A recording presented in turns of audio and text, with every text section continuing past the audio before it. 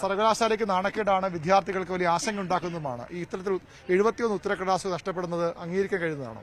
ഒരിക്കലും അംഗീകരിക്കാൻ കഴിയുന്ന വിഷയമില്ല. കാരണം കുട്ടികൾ പഠിച്ച് പരീക്ഷ എഴുതി ഒരു വർഷം കഴിഞ്ഞിട്ട് വരുന്ന റിസൾട്ട്, ആ റിസൾട്ട് കാത്ത് കുട്ടികൾ ജോലിക്ക് പോകാനും വിദേശത്ത് പോകാനും എല്ലാം നിൽക്കുന്ന സാഹചര്യമാണ്. അപ്പോൾ സ്വാഭാവികമായും ഉത്തരക്കടലാസ് നഷ്ടപ്പെടുന്നത് കടുത്ത വിമർശനത്തിന് വിധേയമാക്കപ്പെടേണ്ട കാര്യമാണ്. കൃത്യമായി പരിശോധിച്ച് ഗൗരവകരമായ നടപടി അതിന്റെ ഭാഗമായിട്ട് എടുക്കേണ്ട ഒന്നാണ്.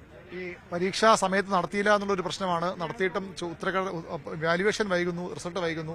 അതിനിടെയാണ് ഇതുകൊണ്ട് നഷ്ടമാകുന്നത്. അതെ, സ്വാഭാവികമായിട്ടും ഈ MBA ആയിട്ട് ബന്ധപ്പെട്ട് മുൻകാലങ്ങളിൽ നമ്മൾ പരാതി ഉന്നയിച്ചിരുന്നു. കാരണം പരീക്ഷ നടത്തിയിട്ട് വളരെ കാലം കഴിഞ്ഞിട്ടാണ് MBAയുടെ റിസൾട്ട് സാധാരണ വന്നുകൊണ്ടിരുന്നത്. അപ്പോൾ അതുമായിട്ട് ബന്ധപ്പെട്ട് വലിയ പ്രതിഷേധം നമ്മൾ കഴിഞ്ഞ കാലയളവിൽ ഉന്നയിച്ചതാണ്. അപ്പോൾ അത് ഏറ്റവും ഒടുവിലാണ് ഈ പറഞ്ഞ പോലെ സ്വാഭാവികമായും താമസിച്ചത് ഈ ഉത്തരക്കടലാസ് നഷ്ടപ്പെട്ടു പോയതുണ്ടാവും.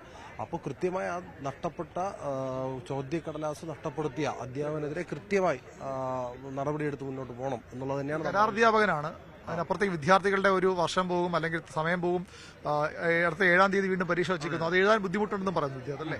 ചില വിദ്യാർത്ഥികൾ വിദേശത്താണ്, അല്ലെങ്കിൽ മറ്റു ജോലി കിട്ടിപ്പോയ വിദ്യാർത്ഥികളുണ്ട്. അപ്പോൾ സ്വാഭാവികമായി അവരെ കൂടി പരിഗണിച്ചുകൊണ്ടുള്ള അവസരം കൃത്യമായിട്ടുണ്ടാവണം. ഇപ്പോൾ നമ്മൾ പരീക്ഷ നടത്തിയാൽ ഒരാഴ്ചക്കുള്ളിൽ തന്നെ കൃത്യമായ റിസൾട്ട് പ്രഖ്യാപിക്കാൻ വേണ്ടിയിട്ട്, അല്ലെങ്കിൽ വാല്യുവേഷൻ നടത്തി റിസൾട്ട് പ്രഖ്യാപിക്കാൻ വേണ്ടി കഴിയണം. മറ്റൊന്ന്, ഈ അവസരം കിട്ടാത്ത കുട്ടികൾ, ഈ പറഞ്ഞ പോലെ 7-ാം തീയതി ചിലപ്പോൾ എല്ലാ വിദ്യാർത്ഥികൾക്കും പരീക്ഷ എഴുതാൻ കഴിയണമെന്നില്ല, അസ്വാഭാവികമാണ്. അപ്പോൾ ആ കുട്ടികൾക്ക് മറ്റൊരു അവസരം കൂടി, ഏറ്റവും അടിയന്തരമായ ഒരു അവസരം കൂടി നൽകണം എന്നുള്ളതാണ്. ഇന്നത്തെ പ്രതിഷേധ മാർച്ചിൽ ആവശ്യം അത് തന്നെയാണോ? ഇന്നത്തെ പ്രതിഷേധ മാർച്ചിൽ നമ്മളൊന്ന് FIUGP ഫീസ് വർധനവുമായിട്ട് ബന്ധപ്പെട്ട്, അത് നമ്മൾ കുറേ നാളുകളായി പ്രതിഷേധം ഉയർത്തിക്കൊണ്ടിരിക്കുന്ന വിഷയമാണ്. അപ്പോൾ സ്വാഭാവികമായും അതിനകത്ത് ഇന്നൊരു തീരുമാനം ഉണ്ടാവണം എന്നുള്ളതാണ് നമ്മുടെ ആവശ്യം. 1, 2 ഈ പറഞ്ഞ പോലെ ഈ ഉത്തരക്കടലാസ് നഷ്ടപ്പെട്ടു പോയതുമായിട്ട് ബന്ധപ്പെട്ട് കൃത്യമായ ഇടപെടൽ നടത്തണം എന്നുള്ളത് കൂടി നമ്മുടെ ആവശ്യമായിട്ട് ഉന്നയിക്കുക.